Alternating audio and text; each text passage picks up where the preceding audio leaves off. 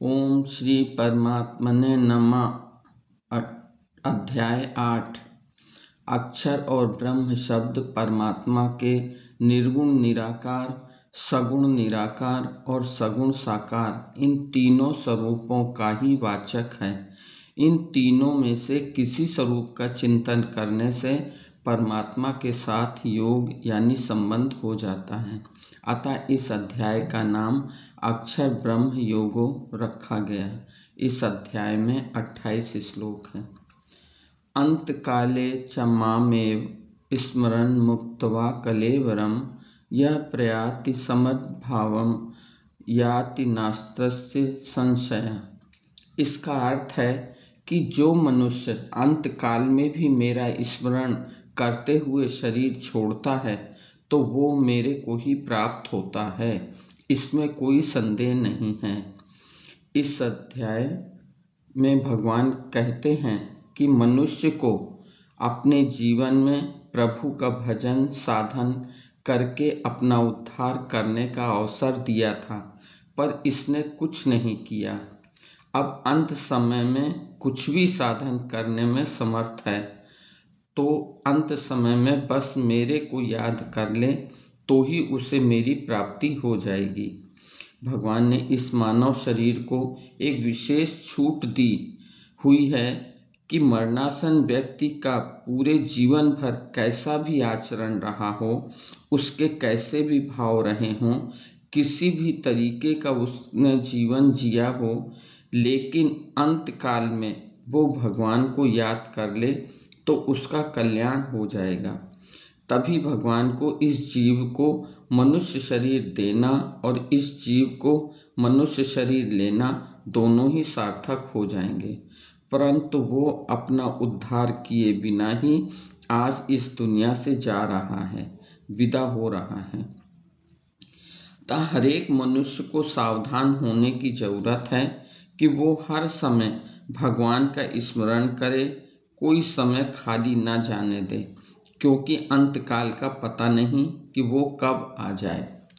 वास्तव में हर समय ही अंतकाल है। देखने में भी यही आता है कि कई बालक गर्भ में ही मर जाते हैं, कई जन्मते ही मर जाते हैं, कई कुछ महीनों में, कुछ दिनों में, कुछ वर्षों में मर जाते हैं। अतः सब समय में भगवान को याद रखना चाहिए और यही समझना चाहिए कि आज अभी इसी समय ही हमारा अंतकाल है। कहीं कोई भी अत्यधिक बीमार मरणासन व्यक्ति हो तो उसको उसके इष्ट का चित्र या मूर्ति उसे दिखाना चाहिए। जीवन भर जैसी उसकी उपासना रही हो, जिस भगवान में उसकी रुचि रही हो, जिसका वो जप करता है, वही भगवत नाम उसे सुनाना चाहिए। भगवान के जिस स्वरूप में उसकी श्रद्धा हो, विश्वास हो, उन्हीं की उसे याद दिलानी चाहिए। भगवान की महिमा का वर्णन करना चाहिए, गीता के श्लोक सुनाने चाहिए। अगर वो बेहोश हो जाए तो उसके पास भगवान नाम जप कीर्तन करना चाहिए, जिससे उनके सामने भगवत संबंधी वायुमंडल बना रहे। भगवत संबंधी वायुमंडल बना रहने से वहाँ यमराज के दूत नहीं आ सकते। अंत काल में स्मरण का तात्पर्य है कि उसने भगवान को जिस रूप में मान रखा हो उसे उनकी याद आ जाए। राम, कृष्ण, विष्णु, शिव, शक्ति, गणेश, सूर्य आदि जो सर्वव्यापक विश्व रूप परमात्मा हैं, उनमें से उसने जिस स्वरूप को जीवन में माना हो, उस स्वरूप का नाम, लीला, गुण, धाम, प्रभाव उसे कुछ भी याद आ जाए और उनकी याद करते हुए उनका शरीर छूटे तो वो भगवान को ही प्राप्त होंगे। कारण कि भगवान की याद आने से मैं शरीर हूँ और ये शरीर मेरा है, इसकी याद न रहकर केवल भगवान की ही याद रहती है। लेकिन अब प्रश्न ये आता है कि जिस व्यक्ति ने उम्र भर भजन नहीं किया, वो भगवान से सर्वथा विमुख रहा, उसके अंत काल में भगवान का स्मरण कैसे होगा और फिर उसका कल्याण कैसे होगा। इसका उत्तर यही है कि अंत समय उसके कल्याण के लिए कोई साधक उनको भगवान का नाम, उनकी लीला, उनका चरित्र सुनाए, उनका पद गाए, तो भगवान का स्मरण होने से उनका कल्याण हो जाएगा। मरणासन व्यक्ति को यदि गीता में थोड़ी सी भी रुचि है तो उसे गीता का 8वां अध्याय सुनाना चाहिए, क्योंकि इस अध्याय में जीव की सद्गति का विशेष वर्णन हुआ है। शरीर छूटते समय शरीर, कुटुंब, रुपए आदि की ममता, आशा, चाहत छूट जाए और ये भाव हो जाए कि हे नाथ, आपके बिना मेरा कोई नहीं, केवल आप ही मेरे हो, तो भगवान की स्मृति होने से कल्याण हो जाएगा।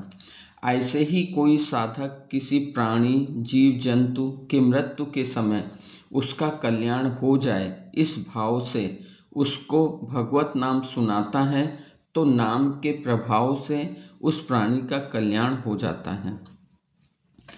भगवान कितने दयालु हैं, ये उनकी दया की कितनी विलक्षणता है कि जितने मूल्य में कुत्ते की योनि मिलेगी उतने ही मूल्य में भगवान मिल जाएंगे। जैसे कुत्ते बिल्ली का पालन करने वाला कोई भी व्यक्ति अंत समय में कुत्ते को याद करते हुए शरीर छोड़ता है तो उसे कुत्ते की योनि में ही जन्म मिलता है, और यदि उसका मकान व धन का ध्यान करते हुए शरीर छूटता है तो वो मकान में रहने वाले चूहा, छिपकली व सर्प योनि में जन्म लेता है। कहा जाता है कि हर समय भगवान का स्मरण करो, उनका नाम जप करो। तो इस विषय को लेकर भगवान कहते हैं कि प्रत्येक मनुष्य प्रत्येक कार्य में समय का विभाजन कर लेता है। जैसे ये समय सोने का है, ये समय जागने का है, इतना समय नित्य कर्म का है, ये समय जीविकोपार्जन के लिए काम धंधा करने का है, ये समय भोजन का है और ये समय भगवान के ध्यान जप का है आदि। लेकिन भगवान के मत के अनुसार भगवान के स्मरण और जप के लिए कोई भी समय का विभाजन नहीं होना चाहिए, अर्थात भगवान का हर समय हर काम करते हुए ध्यान व जप करते रहना चाहिए। सततम यो माम स्मृति नित्यशः। सततम का अर्थ है कि निरंतर, और अर्थात जब से नींद खुले तब से लेकर गाढ़ी नींद आने तक जो मेरा स्मरण करता है। और नित्यशः का अर्थ है कि सदा, अर्थात जिस दिन से पकड़ा, जिस दिन से ये बात समझ में आई, उस दिन से लेकर मृत्यु तक जो मेरा स्मरण करता है, ऐसे नित्य युक्त योगी के लिए मैं सुलभ हो जाता हूँ, अर्थात वो मुझे बहुत ही आसानी से प्राप्त कर सकता है।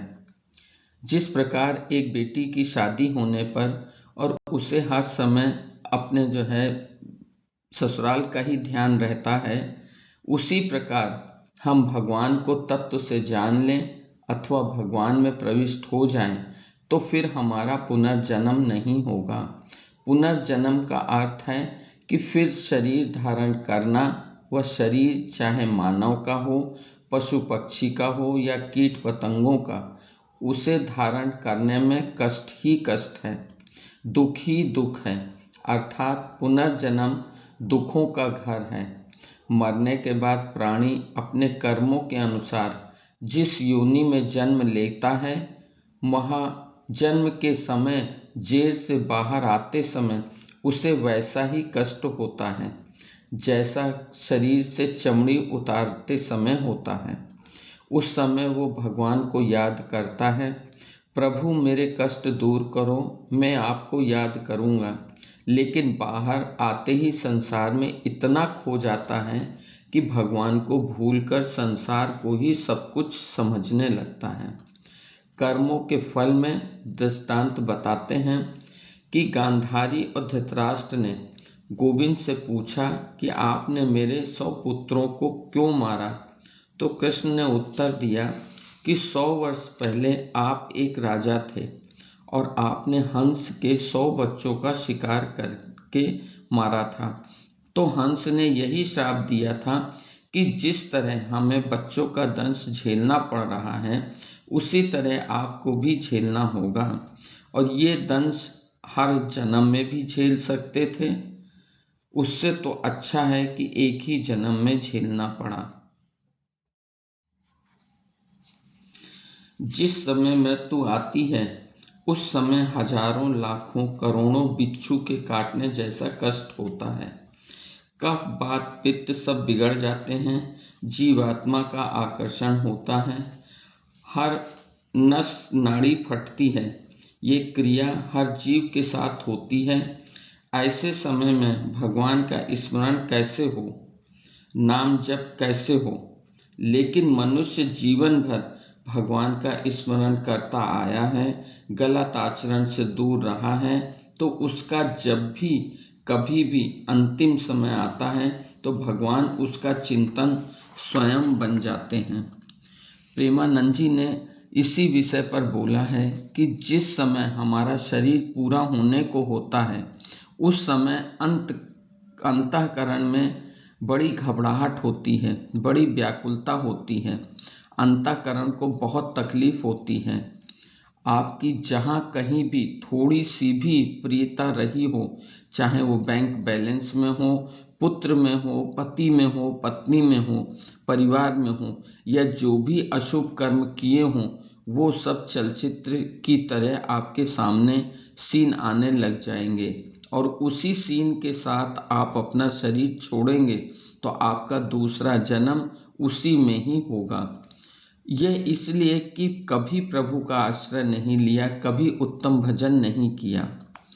नाशवान पदार्थों के संग्रह और भोगों में लगा हुआ मनुष्य भगवान को समझने में, जानने में अपने को असमर्थ बताता है। लेकिन ये असमर्थता ना तो भगवान की ही दी हुई है और न प्रकृति से पैदा हुई और ना ही किसी कर्म का फल ही है, अर्थात ये किसी की देन नहीं है। ये तो स्वयं जीव ने परमात्म तत्व से विमुख होकर पैदा की है। इस भूल को मिटाने में जीव ना तो असमर्थ है, ना निर्बल है और ना ही अपात्र है। केवल सुख लोलुपता के कारण ये अपने में असमर्थता का आरोप लगा लेता है। अतः मनुष्य को संयोगजन्य सुख की लोलुपता का त्याग करके मनुष्य जन्म को सार्थक बनाने के लिए नित्य निरंतर तैयार रहना चाहिए और साथ ही भगवान के नाम का जप करते रहना चाहिए। बाकी सब कुछ भगवान पर ही छोड़ देना चाहिए। राधे राधे।